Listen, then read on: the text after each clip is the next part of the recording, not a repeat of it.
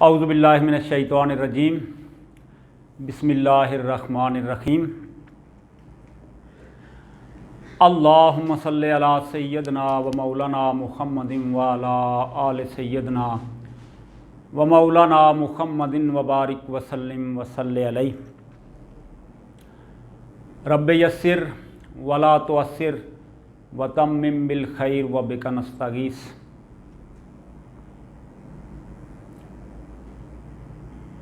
प्यारे बच्चों, मैं मोहम्मद शब्बीर नकीबी आपसे मुखातब हूँ।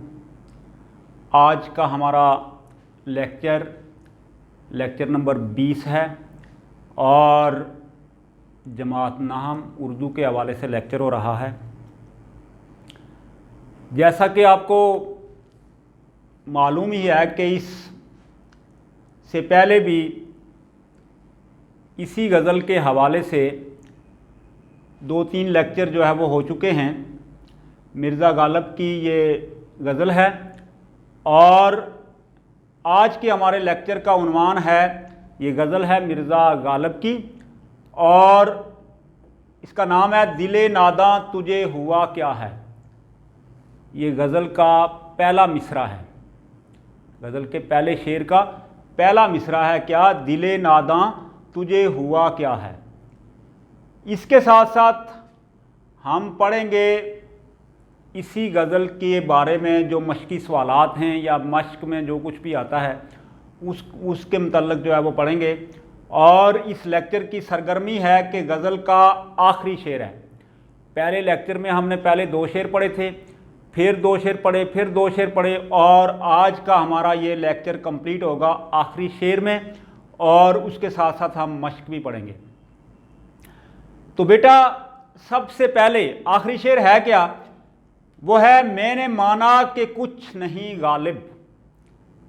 मैंने माना कि कुछ नहीं गालिब, मुफ्त हाथ आए तो बुरा क्या है। ठीक है, तो बेटा सबसे पहले मैं ये समझाना आपको ज़रूरी समझता हूँ कि गज़ल का जो आखिरी शेर होता है, गज़ल का जो आखिरी शेर होता है उसको क्या कहते हैं। उसको कहते हैं मक्ता। मीम काफ 2 नुक्तिया तोए और ऐन, उसको क्या कहते हैं, मक्ता। गज़ल के आखिरी शेर को क्या कहते हैं, मक्ता। गोया कि आज हमने मक्ता के बारे में पढ़ना है। और मैंने पहले आपको बताया था गज़ल के पहले शेर को क्या कहते हैं, पहले शेर को कहते हैं मतला। अब मतला और मक्ता में क्या डिफरेंस है, दोनों अपोजिट लफ्ज़ हैं। उर्फ़े आम में यूं समझें कि दोनों क्या नाम है, मुतज़ाद लफ्ज़ हैं।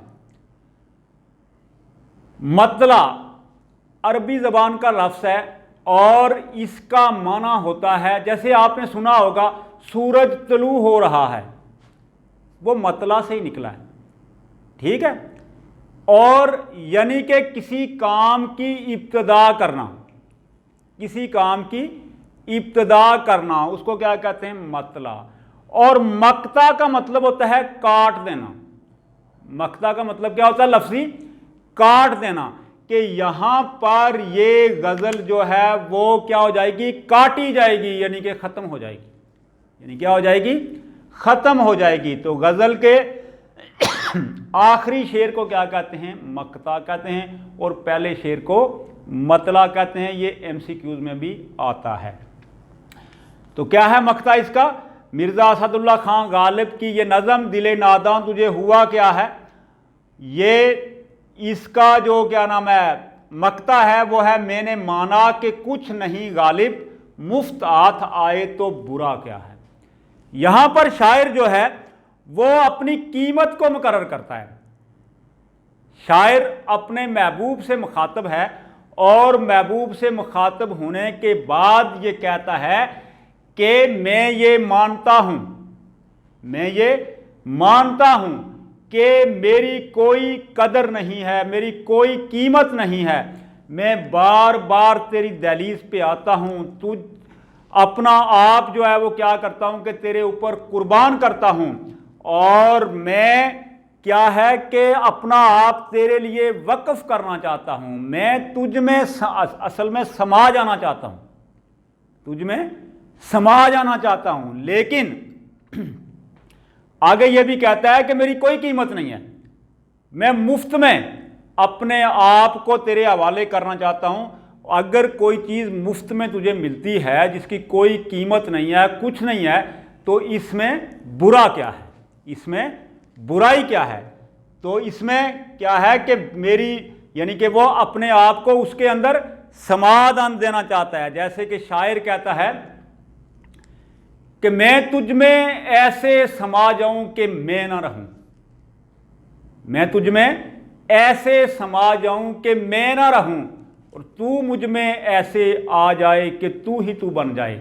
यानी कि वो अपने महबूब का प्रचार करना चाहता है कि हर जगह पे मेरे महबूब का ही तज़किरा हो, मेरे महबूब का ही जिक्र हो, उसी की बातें हूं, और मुझ जैसा एक अदना सा आदमी जिसकी कोई कदर व कीमत नहीं है, कोई कदर नहीं है, कोई कीमत नहीं है, वो भी अपने महबूब के अंदर क्या है, वो समा जाए कि वो अपना आप ही ख़त्म हो जाए, और जो कुछ हो वो क्या हो, महबूब का ही तज़किरा चलता रहे, महबूब का ही तज़किरा चलता रहे।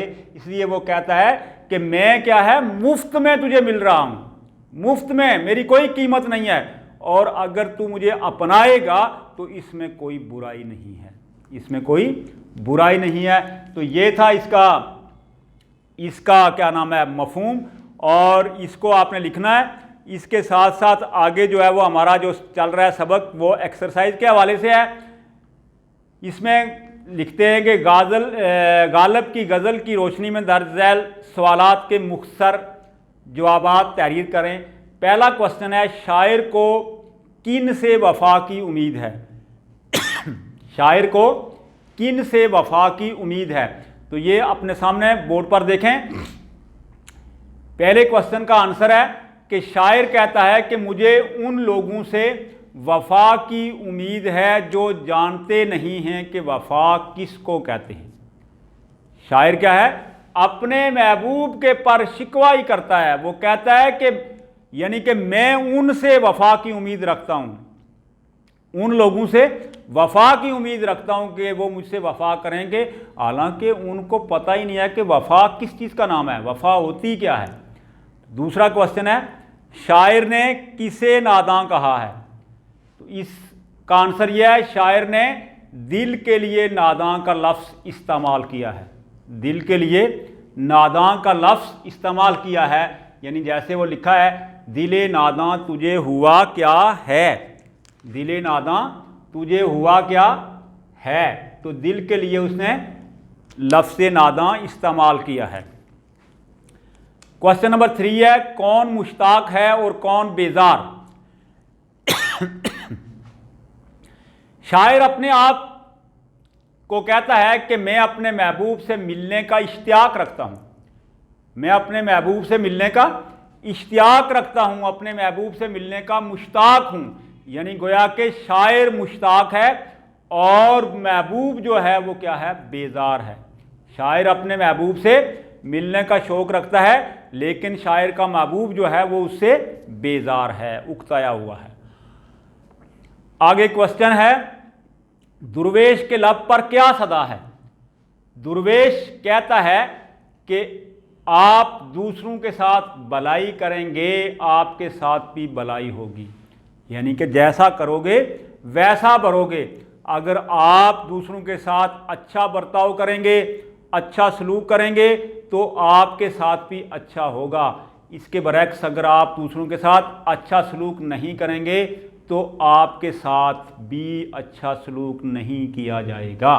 तो क्या है, दुर्वेश कहता है कि अगर आप दूसरों के साथ भलाई करें, आपके साथ भी भलाई होगी। आखिरी क्वेश्चन है कि गालिब ने मक्ते में महबूब को अपनी क्या कीमत बताई है? तो गालिब ने मक्ते में कहा है कि मेरी कोई कीमत नहीं है। मक्ते में जैसे कि ये जब तफहीम हो रही थी इसकी, तो मैंने आपको बताया था, तो गालिब ने मक्ते में क्या कहा है कि मेरी कोई कीमत नहीं है, मैं बग़ैर कीमत के ही आपको मिल जाऊंगा, मैं बग़ैर कीमत के ही आपको मिल जाऊंगा। इसके बाद क्वेश्चन नंबर 2 है, दर्जा अल्फाज के मानी लिखें और जुमलों में इस्तेमाल करें। मानी मैंने आपको पहले ही जब गज़ल की तशरीह कराई है तो सारे मीनिंग जो है वो मैंने आपको बता दिए थे। तो बहरहाल फिर भी ये है, दिले नादा, पागल दिल, नासमझ दिल, और मुश्ताक का माना शौक रखने वाला, इश्तियाक से निकला है। और इसी तरह आगे है बेजार, बेजार का माना होता है उकताया हुआ। और आगे है माजरा, माजरा का मीनिंग है किस्सा या कहानी। और उसके बाद है आगे सदा, सदा का माना आवाज़, सदा का माना क्या है, आवाज़। और एक लफ्ज़ और है मुद्दा, मुद्दा का माना क्या है, दिल की बात जो आपके दिल में के अंदर हो उसको क्या कहते हैं, मुद्दा। इसके बाद आगे है, हाँ नीचे मुतज़ाद अल्फाज हैं। मुतज़ाद का मीनिंग होता है बेटा उल्ट, अपोजिट। मुतज़ाद का मीनिंग क्या है, अपोजिट। तो सबसे पहला लफ्ज़ है नादान, नादान का माना होता है बेवकूफ़, और इसका अपोजिट क्या होगा, दाना। दाना का मीनिंग क्या है, अक्लमंद। नादान इसका क्या है, अपोजिट दाना। आगे दिन, दिन का अपोजिट होगा रात। नेकी, नेकी का अपोजिट होगा बदी। मौत, मौत का अपोजिट होगा हयात। और आज़ाद, आज़ाद का अपोजिट होगा गुलाम। इसके बाद मंदरजा झैल अल्फाज पर इराब लगाकर तलफ़ुज़ वाज़े कीजिए। तो ये भी आपके पेपर के मुताल्लिक़ सवाल नहीं है। और आखिर में हाँ एक चीज़ ये है, आखिर में एक है कनाया किसको कहते हैं। माश के एंड पर आखिरी सवाल है कि कनाया किसको कहते हैं। कनाया के लुग़वी माना छुपी हुई बात करने के हैं। कनाया के लफ्ज़ी माना क्या है, छुपी हुई बात करने के। बेटा ये अक्सर बाज़ औक़ात ऐसे होता है कि MCQs में ये लफ्ज़ी मीनिंग आ जाते हैं कि इसका लफ्ज़ी माना क्या है। तो ये क्या है कि कनाया के लुग़वी माना छुपी हुई बात करने के हैं। इस्तिलाह में कनाया ऐसे लफ्ज़ या लफ्ज़ों के मजमूए को कहा जाता है जो मजाजी या गैर हकीकी मानों के लिए इस्तेमाल किए जाएं।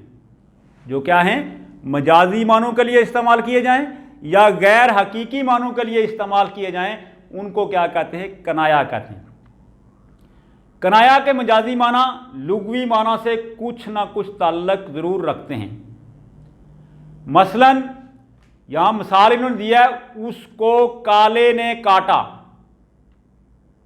उसको काले ने काटा। तो यहां इसका कनाया क्या है, सांप का कनाया है। ये सांप का कनाया है। या हम कह सकते हैं बेटे को अरसे बाद देखकर मां का कलेजा ठंडा हुआ।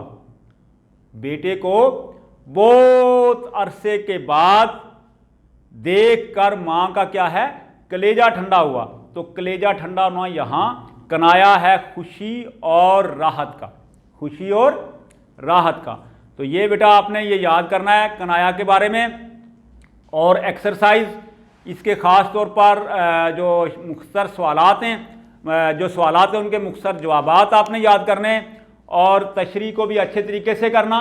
याद रखिए कि ये जो मुख्तसर सवालात हैं, यही सवालात जो है वो आपके लिए बहुत ही अहमियत के हामिल हैं। और ये 10 नंबर का क्वेश्चन जो है वो आता है। इंशाअल्लाह नेक्स्ट मुलाकात होगी। अल्लाह हाफिज़।